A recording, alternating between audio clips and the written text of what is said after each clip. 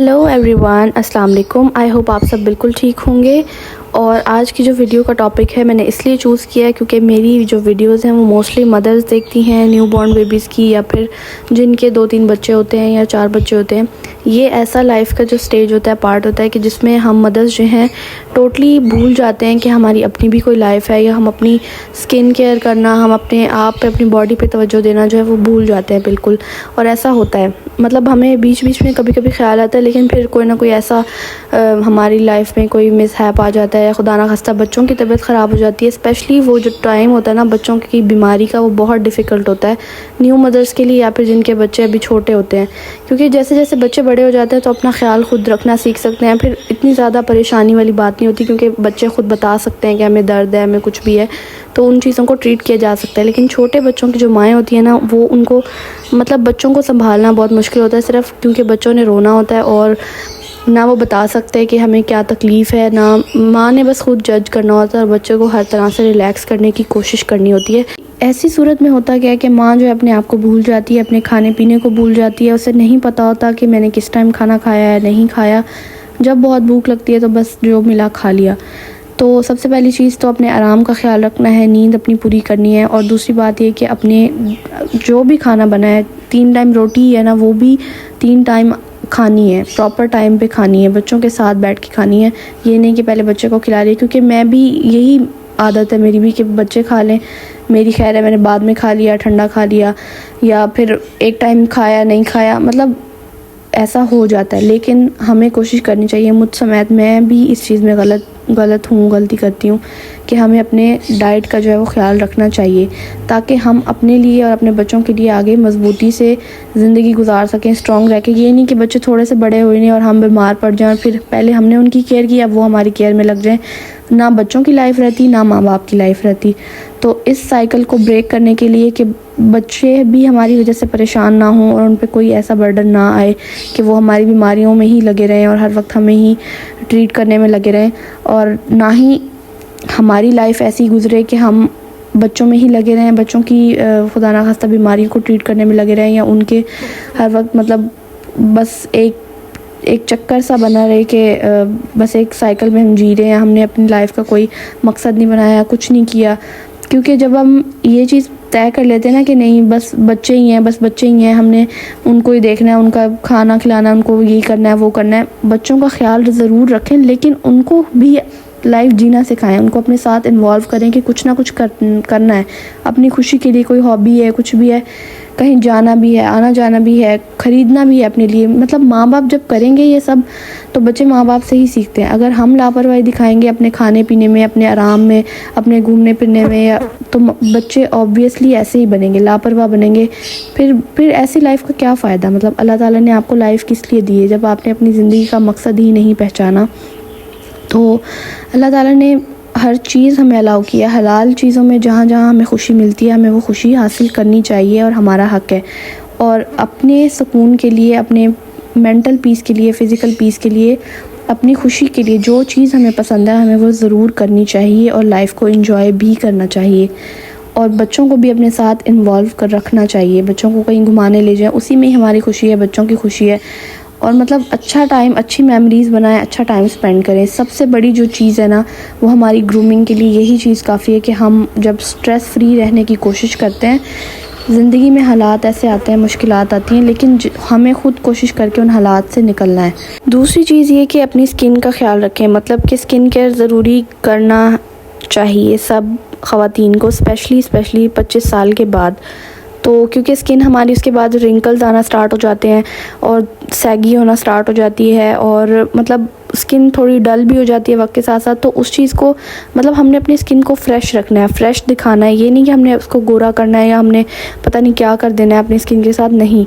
एक थोड़ी सी मिनिमल सी skin care लाजमी रखें। सन ब्लॉक का इस्तेमाल करें ताकि आपकी स्किन पे जो है कोई बाहर के जो इफ़ेक्ट्स हैं, असरात हैं सन के या किसी भी चीज़ के, वो आपकी स्किन को मज़ीद जल्द बूढ़ा ना करें। क्योंकि अगर आपकी स्किन फ्रेश नहीं होती तो आप कॉन्फिडेंट नहीं रहते, और आपके अंदर खुद ब खुद ये कॉम्प्लेक्स आना स्टार्ट हो जाता है। तो ये चीज़ें भी सब मदर्स भूल जाती हैं कि हमने अपनी स्किन का भी ख्याल रखना है या कुछ भी करना है। तो वो फिर आहिस्ता आहिस्ता स्किन पे जो है पिंपल्स आना स्टार्ट हो जाते हैं, कोई भी मसला होना स्टार्ट हो जाता है, हम उसको इग्नोर करते रहते हैं, स्किन केयर नहीं करते, तो वो फिर हमारी स्किन बर्बाद हो जाती है।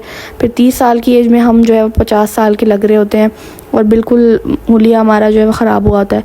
स्किन केयर का मकसद ये है कि हम जो भी पहन लें, सस्ता पहन लें, अच्छा पहन लें, जैसा मर्ज़ी पहन लें, मतलब वो हमारे पे सूट करता है। अगर हमारी स्किन फ्रेश होती है, हेल्दी होती है, तो हमारे पे हर चीज़ सूट करती है। मेकअप किया हुआ अच्छा लगता है, या वैसे भी कुछ भी ना किया हो, मेकअप ना किया हो, घर में भी आपकी स्किन फ्रेश हो तो आप एक ग्लोई, एक अच्छा इफ़ेक्ट आता है, लुक अच्छा आता है, आप ख़ुद को कॉन्फिडेंट फील कर रहे होते हैं, मतलब खुद ही आपके अंदर एक कॉन्फिडेंस आ जाता है।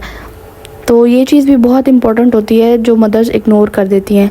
अपना नींद का जो है, आराम का ख्याल नहीं रखती हैं, अपने खाने पीने का और अपनी स्किन का जो है, ये 3 चीज़ें जो हैं वो भूल जाती हैं, जिसकी वजह से 30 साल के बाद, 40 साल के बाद जो हमें उसके साइड इफ़ेक्ट ज़्यादा देखने को मिल रहे होते हैं। तो अभी से अपने आप को प्रोटेक्ट करें, अपनी स्किन का ख्याल रखें, अपना ख्याल रखें, ताकि आगे चल के जो है आपको ज़्यादा उस चीज़ पे फोकस ना करना पड़े।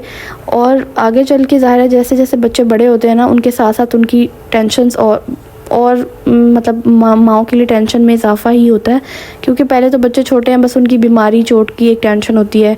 जैसे जैसे बड़े हुए तो साथ साथ फिर उनकी तालीम के, उनके रिज़ल्ट्स, उनके क्या फ्यूचर है, ये टेंशन्स बहुत बड़ी होती हैं। कोई बच्चा किस तरफ जा रहा है, कोई बाहर के मुल्क जा रहा है, मतलब ऐसी टेंशन्स ज़्यादा बड़ी होती हैं। और माँ बाप की जो जान है ना, वो हर वक्त अटकी होती है, क्योंकि जब तक बच्चे अगर बाहर हैं, घर से बाहर हैं, स्कूल कॉलेज गए हैं, या फिर अगर लड़के हैं तो वो अपने दोस्तों के साथ गए हैं, कहीं भी है, तो वो माँ बाप की जान वहीं अटकी होती है बच्चों में, जब तक वो घर नहीं आ जाते। तो आगे आगे मज़ीद हमने जो है टेंशन बर्दाश्त करनी होती है। मज़बूत अपने आप को अभी से बनाएं, ताकि आपका माइंड भी प्रिपेयर हो, आपकी बॉडी प्रिपेयर हो हर उस चीज़ के लिए कि जो आपने फ़ेस करनी है। और अपने बच्चों के साथ खड़ा रहने के लिए, उनके हर मामलात में साथ देने के लिए आपको अपने आप को सेहतमंद रखना ज़रूरी है, वरना बच्चे भी परवाह नहीं करेंगे अपनी केयर की, अगर वो आपको केयर करता नहीं देखेंगे। तो ये चीज़ें अपने बच्चों में ज़रूर डालें, ख़ुद करें पहले, और फिर अपने बच्चों को सिखाएं कि पहले अपनी ज़ात है, क्योंकि अल्लाह ताला ने हमारी ज़ात हमें एक तोहफ़े में दी है। हमें हर चीज़ अल्लाह ताला ने, हाथ पाँव सलामत है, हर चीज़ ठीक है, और इस नेमत को हमने ज़ाया नहीं करना। पहले ख़ुद स्ट्रॉन्ग बनना है, फिर कुछ करना है और दुनिया को दिखाना है कि हाँ भाई हमारे अंदर ये सलाहियत है और हम कुछ कर सकते हैं। तो यही चीज़ आपके बच्चों में ख़ुद ब खुद डेवलप हो जाएगी। अल्लाह ताला से अपना एक कनेक्शन रखें, हर बात में अल्लाह से मदद मांगे।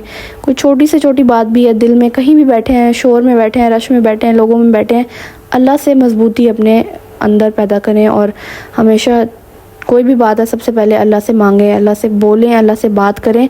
अल्लाह ताला सबकी सुनता है और ज़रूर हमारी दुआएं जो हैं वो कबूल होती हैं। तो ये चीज़ करके देखें, इंशाअल्लाह ताला आपके जो है तमाम मसले, आपके अंदर जब कॉन्फिडेंस होगा, आपको अपना आप अच्छा लग रहा होगा, तो इर्द गिर्द की सारी चीज़ें आपको अच्छी लगेंगी। और ये फेज़ जो होता है ना डिप्रेशन वाला, या फिर कोई चीज़ अच्छी नहीं लग रही होती, या बास टाइम मसले हल नहीं हो रहे होते, ये भी सबकी लाइफ में आता है, मेरी भी लाइफ में आता है। कुछ टाइम ऐसा होता है जब आप मोटिवेटेड होते हैं, कुछ टाइम ऐसा आता है कि जब आपको हर तरफ अंधेरा लग रहा होता है। तो परेशानी की बात नहीं है, अंधेरों से भी हमने खुद निकलना होता है और ख़ुद ही अपने आप को रोशनी की तरफ लेके जाना होता है। कुछ ना कुछ ऐसा सोचना होता है, अपने माइंड को डाइवर्ट करना होता है कि हम उस फेज़ से बाहर निकलें, उस चीज़ से बाहर निकलें जहाँ हमें किसी की कोई परवाह ना हो, लोगों की परवाह ना हो, सिर्फ अपने लिए। और जो हम हमारे अल्लाह ताला ने हमारा कोई मकसद बनाया पैदा करने का, उस चीज़ को समझने के लिए, अपने बच्चों के लिए, अपनी फैमिली के लिए टाइम निकालें।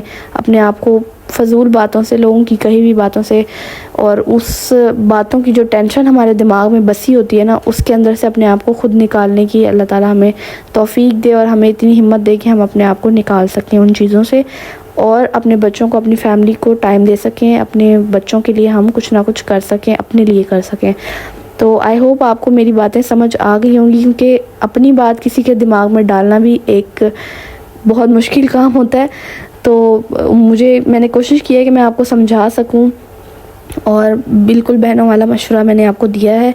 और ये नहीं कि मैं कोई परफेक्ट हूँ या मेरे साथ ये चीज़ें नहीं होती, मेरे साथ भी होती हैं, लेकिन मैं कोशिश ज़रूर करती हूँ कि मैं उस चीज़ से निकल सकूँ। और निकल इंसान खुद ही सकता है, कोई भी आपको हाथ पकड़ के नहीं निकालेगा अंधेरों से, या आपके मसाइल से खुद ही निकलना होता है, खुद ही मसले हल करने होते हैं। लेकिन बस हमने अपने दिमाग में एक बार ठान लेनी होती है कि हम ये कर सकते हैं, तो फिर वो काम हो जाता है और अल्लाह ताला भी मदद करता है। तो उम्मीद है आपको ये वीडियो अच्छी लगी होगी। मिलते हैं नेक्स्ट वीडियो में। अल्लाह हाफिज़।